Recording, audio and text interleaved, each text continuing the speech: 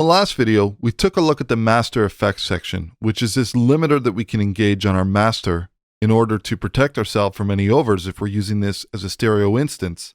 And in addition, we also had a look at this basic fader, which we can use to trim our master output level either up or down. Now that would be an example if you were using this as a stereo instance. So for example, all of our layers are currently coming out the same output, and any of the sounds that exist in our expansion kit, they are also routed out of the main outs, which is output 1 being the main stereo outs of this instrument.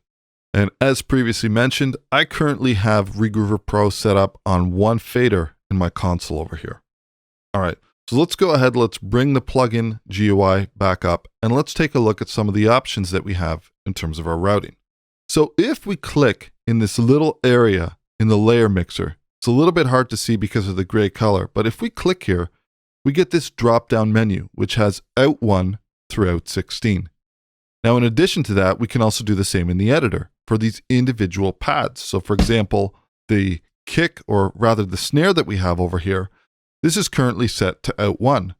My kick is currently set to out 1 as well. Now, this simply means that all of the sounds that exist on these pads over here are coming out the main out, as well as all of the sounds that exist on these layers are coming out of the main out. Now, one thing that we can do over here is that we can change this if we want a little bit more further flexibility. So for example, I currently have 3 layers, a kick, a snare, and a hi-hat, as we know that we've been working with throughout the duration of this project. If I wanted to have these coming out discrete outputs, I could do that quite easily. So for example, let's go ahead, let's leave the main outs unused, and let's start using the next set of outputs that we have. So I'm going to come in here, and instead of this coming out of out 1, I'm going to choose out 2.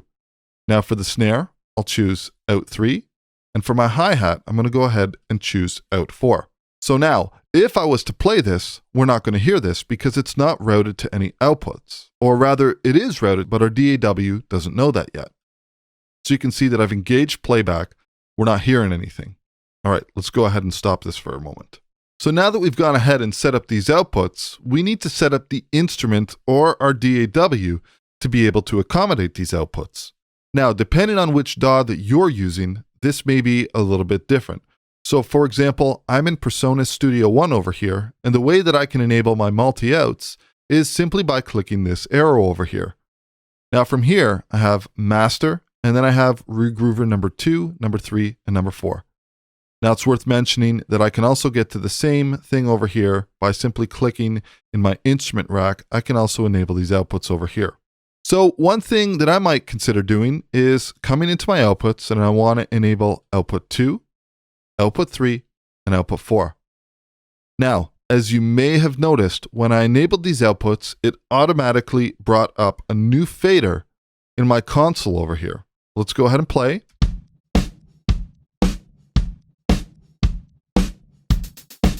Now you can see that we have this section over here. So essentially what's happened here is I've simply enabled the multi-outs in my DAW, and now I'm able to have discrete control. And now I can use the solo and mute functions within my DAW to have individual control of these elements. So for example, I just want to solo out the kick, or the snare, or perhaps the hi-hat. So let's have a look at one more thing over here. Now we've routed the sounds from each of these layers to their own individual output. But it's worth mentioning that we also have the sounds in this editor over here. Now keeping in mind that these sounds were actually generated from samples that were pulled, or rather one-shots that were pulled from these layers, I think it would make sense for me that if all these elements are happening together, that they come out the same channels. So for example, we have our kick, and let me just unsolo that previous channel we had in my mixer. And we have our snare, and we have our hi-hats. Now these are all routed to the out 1, which is the main outs of this plugin. So I'm going to come into my kick, and what I want to do is I want to route that to out 2. I want to use the same routing that I'm using for all of my layers over here.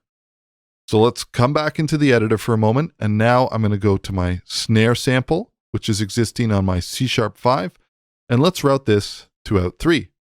And then last but not least, we have our hi-hats. Let's route this to out 4. So now both the individual elements on my layers and the individual samples that match these layers are both set to the same outs. So for example, it's a little bit hard, but keep your eye on the channels over here. If I was to engage playback of this sample of the hi-hat, you're going to see it coming through here. And if I move to the snare, it's going to come out this one over here. And then last but not least, the kick.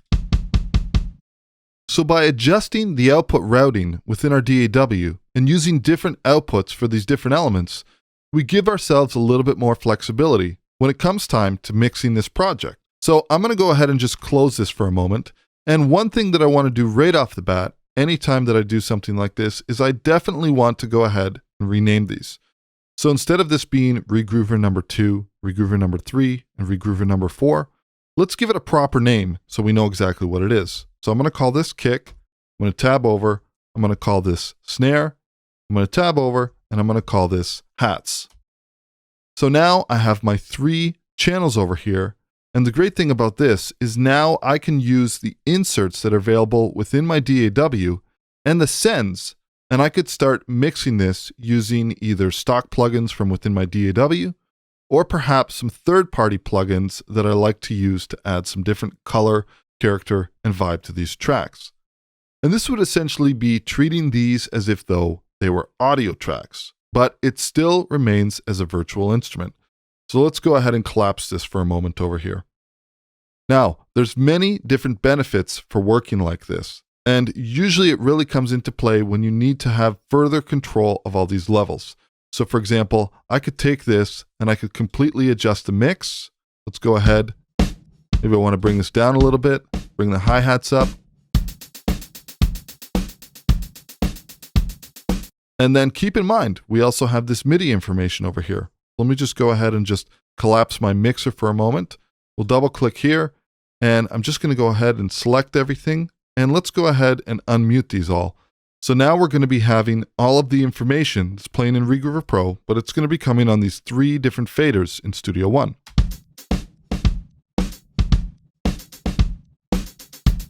And keep in mind, we learned from our previous video that depending on what our settings are here for our sync modes, it's going to have different behaviors. So for example, let me just take these and let's restore these to their full range in terms of our layer markers, and I'm going to engage the host. So this is just going to be continuously looping this pattern. And now I can engage playback directly from within my DAW, and all of these elements are going to be coming in on discrete channels into my mixing console in my DAW. So I have these 3 faders which I can control, and as we know, I can use any plugins that are built into my DAW or any of my third-party favorite plugins to go ahead and mix this. Now, although this may work for some people in terms of leaving this completely set up as a virtual instrument, my personal preference is that I always work with audio. Now, I may keep a copy of this available and simply hide it and maybe deactivate the track, but at the end of the day, I would much prefer to work with audio.